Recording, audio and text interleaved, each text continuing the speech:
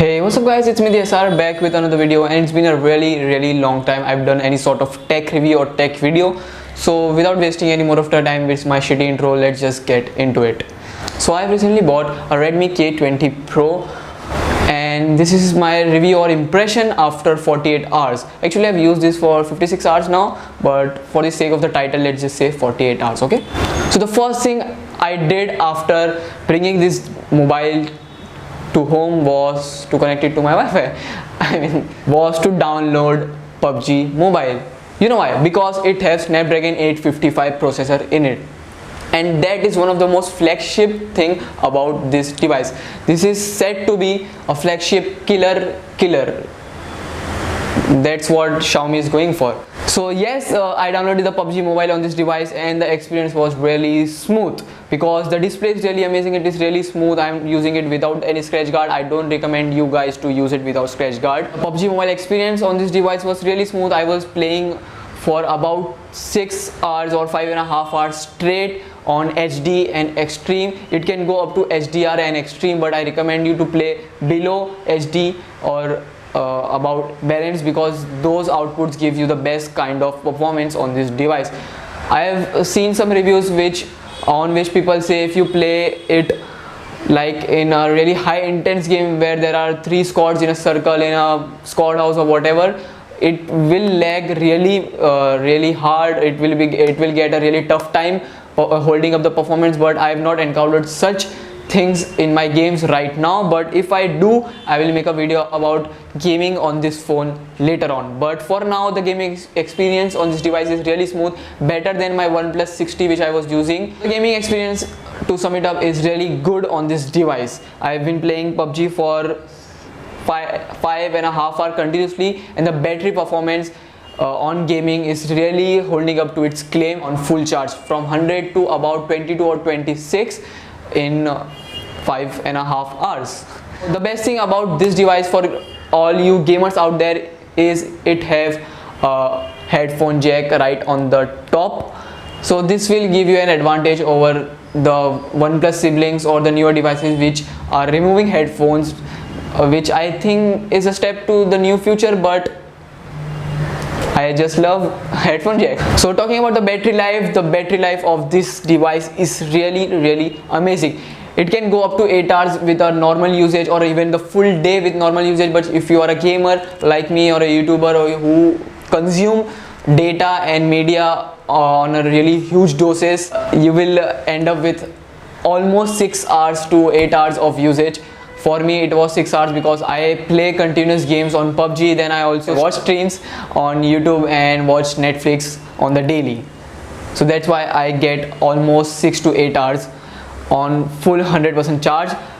Talking about the charging time this device takes is just too long for me, because I've been using MI A1 and OnePlus 60 before this, and those two devices used to charge like almost in 1 hour or 1 hour 30 minutes for MI A1, but this guy takes almost 2 hours to charge because it has 4000 mAh battery in this, but the battery then holds up to the full day of usage. So I think it is worth it, but it's just not for me. If charging time is one of your concern, don't buy this device, but battery life is your concern, then you have to go for that. Display of this device is just really amazing. It's not optical AMOLED, but the blacks are really dark. The screen brightness is really bright. I would say it can hold up in direct sunlight also. As you can see, I am just at almost 30% and it's still too bright for the camera. The screen is really smooth for gaming experience, but it doesn't have any scratch guard. As I said, I don't recommend you to use it without the scratch guard, because the finger just sticks to it and you might crack the screen if you are clumsy like me. The variant I bought is actually 6GB 128GB variant, black armored edition color. If you can see, it is really reflective, and it is kind of a fingerprint magnet, as you can see. So a cover is really recommended.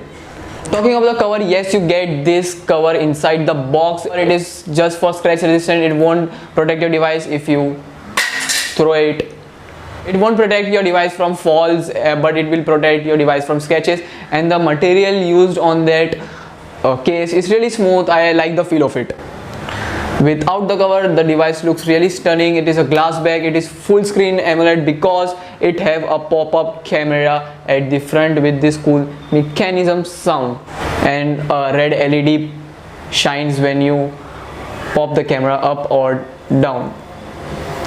And yes, you can see I am using a Pixel Gcam mod on this device because the camera of this device is bad. I was using a OnePlus 6T before this for about 1.5 months, and the camera quality of OnePlus is just so good. I know this is a budget variant and OnePlus 6T was a flagship, but that was launched a year ago with a Snapdragon 845. Still, the camera performance and the OS performance of the OnePlus is so much better than this device. I've been using this for almost 56 hours. I know I should not judge just in that time, but my experience in last 56 hours was pretty much like this. I just don't like the camera. I know it performs really good. If you want to see some picture example, it will be up on the screen right after this.